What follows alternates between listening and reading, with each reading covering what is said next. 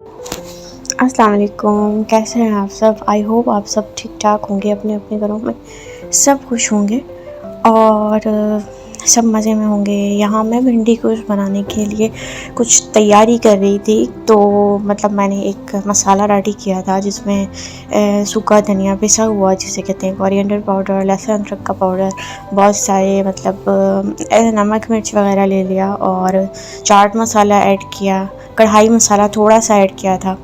तो ये एक एक भिंडी के अंदर जो फिल करने वाला इशू होता है ना, पहले इनकी कटिंग करो, उसके बाद एक भिंडी में मसाला फिल करना है। थोड़ा सा हम भिंडी को फ्राई करेंगे क्योंकि आज घर में सबने रोज़ा रखा हुआ था। सबने तो नहीं रखा था, कुछ लोगों ने रखा था, तो उनकी तैयारी भी करनी थी। तो मैंने थोड़ा सा कहा कि चलें आज मैं शहजाद भाई आप बिरयानी सिर्फ रेडी करें तो मैं भिंडी गोश्त रेडी करूँगी।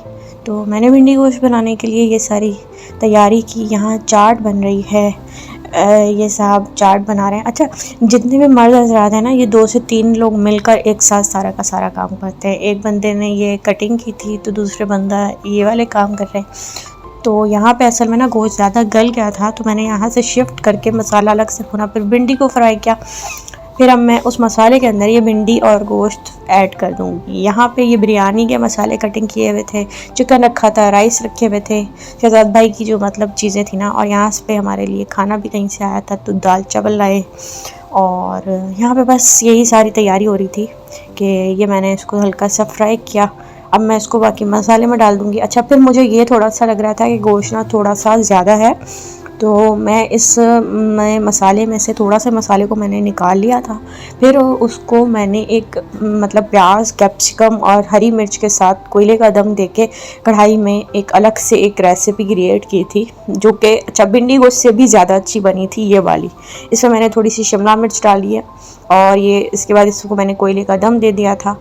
तो ये एक रेसिपी थी और एक ये रेसिपी थी। असल में मेरे हस्बैंड को भिंडियाँ हर सूरत में बड़ी पसंद आती हैं, तो वो हर हाल में यहाँ पे बिरयानी का मसाला वगैरह बना रहे थे, तो ये मैंने ना शूट नहीं हो सका। मैं अफ्तार करने के लिए सबके साथ अंदर चली गई थी क्योंकि ज़िलहज के महीने में भी अक्सर लोग रोज़ा रखते हैं। तो आप लोग बताएं सब कैसे हैं, ठीक ठाक हैं। तो यहाँ पर हमने खाना खाया और बस अल्लाह का शुक्र अदा किया। अल्लाह हाफिज़।